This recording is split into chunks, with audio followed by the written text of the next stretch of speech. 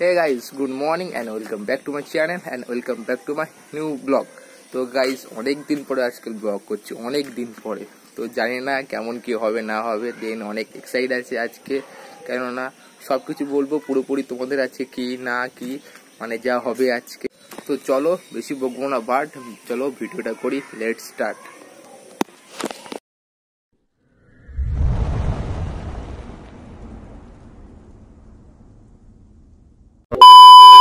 হ্যাঁ গাইস, তো বেসিক্যালি কি হয়েছে, আমাদের কয়েকদিন আগে আমাদের একটা কলেজে আমাদের একটা আউটরিচ প্রোগ্রাম মানে অর্গানাইজ করা হবে, এরকম একটা সম্ভাবনা চলছিল আমাদের কলেজে। তো বেসিক্যালি আমাদের মানে কলেজের যে প্রোগ্রামটা হবে সেটা মানে অন্য একটা আপার প্রাইমারি বা জুনিয়র হাই স্কুলে এরকম কিছু একটা হবে, সেরকম কথাবার্তা আমি শুনছিলাম। তো আমাদের ডিপার্টমেন্টের যে মানে এইচওডি আমাদের মিতা বৈরাগী, তো উনি আমার নাম সিলেক্ট করেছিল, আমার একটা বন্ধুর নাম সিলেক্ট করেছিল যে তোমাদের দুইজনকে বলতে হবে। তা প্রথম মানে যেদিন আমাকে বলেছিল আমাদের দুই বন্ধুকে, তো সেদিনকে আমি বলেছিলাম ম্যাডাম মানে কি বৃত্তান্ত। তো ম্যাডাম সব বললো যে এরকম অন্য একটা স্কুলে গিয়ে তোমাকে নিউট্রিশন ব্যাপারে মানে সম্বন্ধে তোমাদের ভাই বোনেদের মানে 7-8 যারা পড়ে ওই স্কুলে তাদেরকে কিছু বলতে হবে। এবারটা আমার তো শুনে হয়ে গেছে কাজ, কোনোদিনও বলিনি আমি মানে অন্য স্কুলে গিয়ে, আর আমার কলেজে আমি নিজে বলিনি আমি এখনো, ঠিক আছে। তো আমি তো খুব মানে ভাবছিলাম যে পারবো না আমি, তো সেখানে গিয়ে আমি কি করব। তো আমি ভাবছিলাম হয়তো নামটাম হয়তো দেবো না আমি। তো পরের দিন আমি কলেজে গেছি, তখন ম্যাডামের ক্লাস ছিল আমার কলেজে। তো তখন আবার আমাকে ডেকে বললো তোমাকে বলতে হবে এই বৃত্তান্ত সবকিছু, আমি মানে স্ক্রিপ্ট রেডি করে দেবো, তোমাকে বলতে হবে। তা মনে একটু জোর আসলো যে সবাই পারে আমি কেন পারবো না। তো তখন আমি ম্যাডামকে বললাম যে ম্যাডাম ঠিক আছে চেষ্টা করে দেখি। তো তারপরে ম্যাডাম আমাকে স্ক্রিপ্ট দিল রাত্রেবেলা, তারপরে দেখলাম যে খুব তো ইজি, এরকম একটা মনে হলো আমার যে কেন পারবো না আমি। তো মানে ভয় লাগছিল, কিন্তু মানে নিজের মধ্যে একটা জোর ছিল যে হ্যাঁ পারবো আমি। তো তারপরে যে স্ক্রিপ্ট মুখস্থ করলাম, এর মধ্যে আমার পরীক্ষা ছিল কলেজে ইন্টারনাল, তার মধ্যে ওটা মুখস্থ করা মানে সত্যি একটা আলাদা অনুভূতি ছিল আমার এই প্রথমবার। তো প্রথমবার মানে অন্য স্কুলে গিয়ে সেটা আমি মানে কারোর সামনে বলবো, স্যার ম্যাডামের সামনে, আমার যারা 7-8-এ পড়ে আমার ছোট ছোট ভাই বোনদের সামনে, তো সত্যি একটা আলাদা।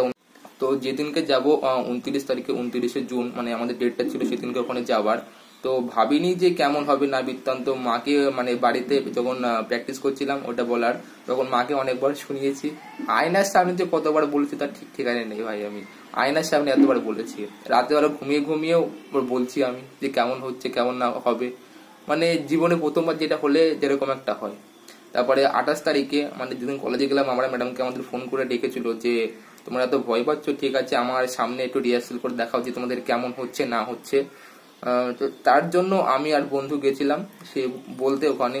তো ম্যাডাম বলেছিল ঠিক আছে তো কোনো ভয় নেই, কি হবে, তোমার থেকে অনেক ছোট ওরা কিছু বলবে না, তুমি যেটা বলো সেটা হলো বেস্ট, নিজেকে বেস্ট ভাবো যে আমি বলতে পারবো আমি। তো সেদিনকে বলেছিলাম। তো সেদিনকে মোটামুটি হালকা স্ক্রিপ্ট আমার একটু ভুল গেছিল আমার, যে আমি নিজে বুঝতে পেরেছিলাম কিন্তু ম্যাডাম হয়তো বুঝতে পারিনি, কিন্তু আমি নিজে বুঝতে পেরেছিলাম। তো বাড়িতে এসে আমাদের রাত্রেবেলা মাকে শুনিয়েছি, সকালবেলা ভোর 4টের সময় উঠেছি, 4টের সময় উঠে স্ক্রিপ্ট মুখস্থ করেছি। মানে এরকমও মানে হয়, সামান্য একটা জিনিস নিয়ে আমি এত ভাবি। তো সেটা স্ক্রিপ্ট মুখস্থ করেছি, মাকে শুনেছি। তারপরে আমি আবার তারপরে বন্ধু ফোন করলো যে আমি দাঁড়িয়ে আছি এখানে, তাড়াতাড়ি আই তুই। ম্যাডাম ফোন করেছে 2-3 বার যে তুমি রেডি হয়ে থাকো আর তোমরা বেরাও, আমি আসছি। তো ঠিক আছে, দেন সেখানে যাই। তো তারপরে কি ঘটনা ঘটলো না ঘটলো তো চলো পুরোপুরি দেখো, নিশ্চয়ই ভিডিওটা স্কিপ করো না, নিশ্চয়ই খুব ভালো লাগবে। কেমন হয়েছে তোমরা জানিও আমাকে। তো চলো ভিডিওটা পুরোপুরি দেখতে থাকো, তারপর লাস্টে কমেন্টে বলো যে কেমন হয়েছে না হয়েছে, কোথায় কি ভুল হয়েছে। তো চলো পুরোপুরি দেখো, তারপরে আমি দেখাচ্ছি, তারপরে বলছি আমি আবার। তো চলো আগে স্কুলে কি ঘটলো ওখানে গিয়ে ওটা সেটা পুরোপুরি দেখো। হে গাইস, তো ফাইনালি আমরা চলে এসেছিলাম এই যে স্কুলের সামনে, আর এই যে বন্ধু আমরা মানে স্যার ম্যাডামরা আসছিল, আর উনি আমাদের একটা স্কুলের সহকর্মী মানে কর্মচারী উনিও আসছিল, তার জন্য আমাদেরকে ফোন করে বললো যে তোমরা বট গাছের নিচে দাঁড়াও। এই যে বট গাছটার নিচে আমরা দাঁড়িয়েছিলাম অনেকক্ষণ ধরে। তারপর আমরা ভিতরে গেলাম আমরা। তো ভিতরে গিয়ে কি কি হলো না হলো পুরোটা তোমরা দেখতে পারবে। এই যে আমাদের ডক্টর বি.আর. আম্বেদকর শতবার্ষিকী মহাবিদ্যালয়ের স্টুডেন্ট আউটরিচ প্রোগ্রাম। তো এত স্টুডেন্টের মধ্যে আমাকে বক্তৃতা দিতে হবে, আমার লেকচারটা শুনবে সবাই।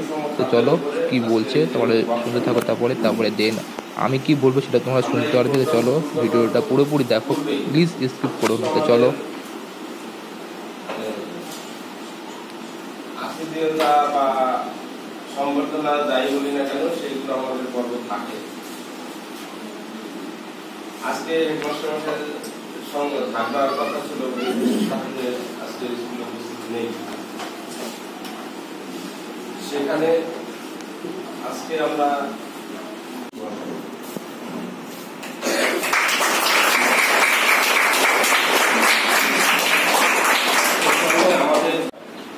ফুলটা দিই, ফুলের গাছটাকে দিই। আমরা ফুলটা দিলে ক্ষণিকের জন্য শেষ হবে, আমরা ক্ষণিকের জন্য শেষ করতে চাই না। আমরা দীর্ঘ সময়ের জন্য সেই সংবর্ধনাটা বজায় রাখার জন্য আমরা ছোট্ট একটি গাছ, ফুলের গাছ তারা দিয়ে আমরা সংবর্ধনা করি। হোক, সম্বর্ধনা অনুষ্ঠান শেষ হয়ে গেছিল, এরপরে আমার বক্তৃতা। তো চলো কেমন হয়েছে নিশ্চয়ই শোনো, তারপরে কমেন্ট করে বলো। আমার ছোট ছোট ভাই বোনেদের ভালোবাসা জানিয়ে এবং স্যার ম্যাডামদের আমার সশ্রদ্ধ প্রণাম জানিয়ে আমি আমার সংক্ষিপ্ত বক্তব্য শুরু করছি। আজকে আমার বক্তব্যের বিষয় হলো পুষ্টি, বা বর্তমানে তোমাদের কতটা পুষ্টির প্রয়োজন বা তোমরা কিভাবে পুষ্টিটা অর্জন করবে। তাহলে প্রথমে বলি পুষ্টি কি। পুষ্টি হলো এমন একটি প্রক্রিয়া যার মাধ্যমে শরীর খাদ্য গ্রহণ করে, পরিপাক করে ও সামান্য উপাদান নিয়ে খাদ্য সঞ্চয় করে এবং এই শরীরের মাধ্যমে শরীর কাজ করার শক্তি যোগায়, বৃদ্ধি সাধন ও ক্ষয়পূরণ করে এবং রোগ প্রতিরোধ ক্ষমতা অর্জন। এই শক্তি আমরা কিভাবে পাবো? শর্করা জাতীয় খাদ্যের মাধ্যমে। শর্করা জাতীয় খাদ্য ছিল কি কি? ভাত, রুটি, আটা প্রভৃতি, কেননা এইগুলির মধ্যে আছে প্রচুর পরিমাণে শর্করা। দ্বিতীয়ত আমরা বৃদ্ধি বা ক্ষয়পূরণের জন্য খাবো আমিষ জাতীয় খাবার। সেগুলো কি কি? মাছ, মাংস, ডিম, ছানা প্রভৃতি এবং ডাল জাতীয় কোনো খাবার আমরা খাবো। এইগুলোর মধ্যে আমাদের রোগ প্রতিরোধ ক্ষমতা ও বৃদ্ধির জন্য, যাতে আমাদের কোনো রোগ খুব কম হয় আমাদের শরীরে, তার জন্য আমরা প্রতিদিন ভিটামিন ও খনিজ লবণ সমৃদ্ধ কোনো খাবার আমরা খাবো। যেমন সেগুলো হতে পারে শাকসবজি বা কোনো ফল। প্রতিদিন আমাদের যদি আমরা একটা করে ফল খাই, তাতে প্রচুর পরিমাণে ভিটামিন থাকে। এবারটা আমাদের যে 3 বেলা আমরা খাবার খাই, তোমরা নিশ্চয়ই 3 বেলা খাবার খাও। 3 বেলা খাবারের মধ্যে আমরা শক্তিদায়ক, বৃদ্ধিদায়ক ও রোগ প্রতিরোধ ক্ষমতা, এই 3 ধরনের খাবারের মধ্যে আমাদের প্রতিদিন একটি করে খাবার আমাদের খাওয়ার প্রয়োজন। কেননা এর মাধ্যমে আমাদের শরীর সুস্থ থাকে ও কর্মক্ষমতাও আমাদের শরীরে গড়ে তোলে। এবার তোমাদের বাড়িতে নিশ্চয়ই তোমার মা বাবা রান্না করে, সেটা কি সঠিক পুষ্টি কি পাচ্ছ তোমরা, সেটা আমাদের দেখতে হবে। তোমাদের বাড়ি তোমাদের মা যে তেলটা দিয়ে রান্না করে, সেই তেলটা খাবারের মধ্যে যেন সঠিক পরিমাণে থাকে, বেশি কম বা বেশি হবে না, নির্দিষ্ট পরিমাণে রান্না করতে হবে। কেননা বেশি তেল আমরা যদি খাই, তাহলে আমাদের পেটে বদহজম বা কোনো গ্যাস সমস্যা হতে পারে আমাদের। আমরা যে জলটা খাই স্কুলে বা বাড়িতে, সেটা যেন বিশুদ্ধ হয়, যেন নোংরা জল না হলে পরিষ্কার হয়, সেই জলটা যেন আমরা পান করি। তাহলে কি হবে? তখন যদি আমরা নোংরা জল পান করি, তাহলে আমরা নিশ্চয়ই কোনো আমাদের সমস্যা হবে পেটের মধ্যে।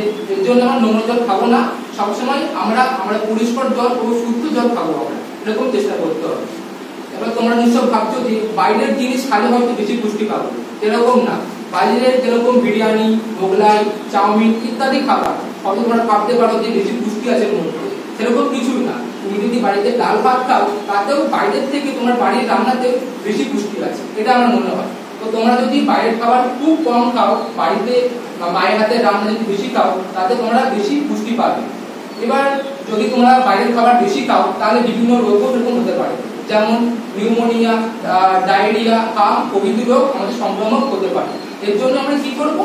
বাড়ির জিনিস বাড়ির জিনিস খাবো আমরা, রাস্তাঘাটে বা বাজারে কম জিনিস খাবো। বাইরের যেরকম চপ, সিঙ্গাড়া আরো প্রভৃতি জিনিস যেগুলো তেলে ভাজা হয়, সেগুলো আমরা খুব কম খাবো। কেননা রাস্তার পাশেই তো দোকানটা হয়, এরকম চপ সিঙ্গাড়ার দোকান, যদি সেগুলো আমরা কম খাবো। কেননা সেই নোংরা যখন গাড়িটা যায়, তখন তো সেই নোংরাটা সেই চপ সিঙ্গাড়ার উপরে তো পড়ে। তার জন্য কি ওগুলো কি খেলে আমাদের শরীরে সমস্যা হবে, পেটের সমস্যা হবে। এর জন্য সেগুলো আমরা বিরত করে চলবো, আমরা এদিকে আমরা নজর রাখতে হবে। এবার আমাদের যে আমরা পুষ্টি খেলে যে আমাদের শরীর ভালো থাকবে, এরকম করে কথা নেই। নিয়মিত ব্যায়াম, পড়াশোনা তো করতেই হবে, নিয়মিত ব্যায়াম, যোগা, খেলাধুলা প্রভৃতি করতে হবে আমাদের। সবসময় যে খাদ্য খেলে আমাদের শরীর সুস্থ সবল থাকবে, এরকম করে কথা নেই। আমাদের পড়াশোনার পাশাপাশি খেলাধুলা, ব্যায়াম প্রভৃতি করতে হবে। এর মাধ্যমে পুষ্টি আমাদের আজকের দিনে খুবই প্রয়োজন, কেননা পুষ্টি সঞ্চয় করতে পারলে আমাদের শরীর মন দুটোই ভালো থাকে। এর জন্য আমরা সবসময় পুষ্টিকে নিয়ে চলবো এবং তার সাথে তো পড়াশোনা আর খেলাধুলা ব্যায়াম প্রভৃতি করতে হবে। তাই সবশেষে বলবো আজকের দিনে পুষ্টি আমাদের অত্যন্ত প্রয়োজন, তার সঙ্গে অত্যন্ত গুরুত্বপূর্ণ বলে। নমস্কার। ছিল ব্যালেন্স ডায়েট আর নিউট্রিশন। তোমরা সবাই শুনেছো, আশা করি বুঝেছো কম বেশি কিছু। তো আজকে অনুষ্ঠানের শেষ পর্যায়ে পৌঁছে গেছি। তো প্রথমেই ধন্যবাদ জ্ঞাপন করবো উচ্চ প্রাথমিক বিদ্যালয়ের সমস্ত শিক্ষক শিক্ষিকা বৃন্দকে। তারা তাদের মূল্যবান সময় আমাদেরকে দিয়েছেন। এরপর ধন্যবাদ জানাবো আমাদের আমাদের ডক্টর বি আর আম্বেদকর শতবার্ষিকী মহাবিদ্যালয়ের শিক্ষাকর্মী বন্ধু শ্রী উজ্জ্বল দাস মহাশয়কে। তিনি সুন্দরভাবে সঞ্চালনা করে এই অনুষ্ঠানটিকে এগিয়ে নিয়ে গেছেন। তারপর ধন্যবাদ জানাবো, বিশেষ ধন্যবাদ জ্ঞাপন করব আমাদের দুইজন ছাত্র সন্তু দাস এবং কিংসুক মণ্ডল। তারা তাদের সুন্দর বক্তৃতার মাধ্যমে তোমাদেরকে এত সুন্দর করে পুষ্টি এবং ব্যালেন্স ডায়েট নিয়ে তোমাদের বুঝিয়েছে খুব সুন্দর করে। এবং অসংখ্য ধন্যবাদ জানাবো তোমাদেরকে, যারা সামনে বসে এত ধৈর্য ধরে এত শান্তভাবে যে তোমরা বসে শুনছো এই বয়সে। মানে আমি ভাবতে পারছি না যে ওরা এত শান্ত, ভীষণ শান্তভাবে মনোযোগ দিয়ে শুনেছো। তোমাদেরকেও অসংখ্য ধন্যবাদ এবং অনেক অনেক ভালোবাসা জানিয়ে এখানেই শেষ করছি, এই অনুষ্ঠানটা এখানেই শেষ করছি। তো অবশেষে আমাদের কলেজ আমাদের ছোটো ছোটো ভাই বোনদের জন্য একটা টিফিনের ব্যবস্থা করেছিল, তো সেইগুলোই আমরা দিচ্ছিলাম। তো জানি না কেমন হয়েছিল আমাদের অনুষ্ঠানটা, তোমরা নিশ্চয়ই জানিও। দেন আমাদের অনুষ্ঠানটা এখানেই শেষ হলো। তো দেন আমরা এইটুকু আমাদের ব্যবস্থা ছিল আমাদের। তো গাইস পুরোপুরি দেখলে যে কেমন কি হয়েছে না হয়েছে। দেন সত্যি সত্যি খুব এক্সাইট ছিলাম সেদিনকে আমি, কেননা জীবনে প্রথমবার যাওয়া হয়। তো নিজেকে সেটা বলে ওখানকার স্যার ম্যাডাম, তারপরে আমাদের কলেজের ম্যাডাম সত্যি বলছিল খুব ভালো যে তোমারটা, সেটা তোমাদের একটা ফটো দেখাই, কেননা সেই ফটোটা আমার কলেজ গ্রুপে ফেসবুক গ্রুপে এটা পোস্ট করেছে আমার ভিডিওটা। এই দেখতে পাচ্ছি ফটোটা, এই ফটোটা মানে আমার ভিডিওটা মানে স্যারেরা মানে ভালো হয়েছিল বলে সম্ভবত তার জন্য কলেজে গ্রুপে পোস্ট করেছিল ফেসবুক পোস্টে, এই যে দেখতেই পাচ্ছ। তো যাই হোক, তোমরা নিশ্চয়ই কমেন্ট করে বলো যে কেমন হয়েছে না হয়েছে। দেন চলো আজকের মতো ভিডিওটা এখানে শেষ করছি। ভিডিওটা অনেক বড় হয়ে গেল, তো প্লিজ সাবস্ক্রাইব করো, আর ভিডিওটা ভালো লাগলে লাইক কমেন্ট শেয়ার সাবস্ক্রাইব করে দাও। তো চলো আজকের মতন এই ভিডিওটা শেষ করছি, আবার অন্য কোনো ভিডিওতে খুব তাড়াতাড়ি দেখা হবে। তো চলো টাটা।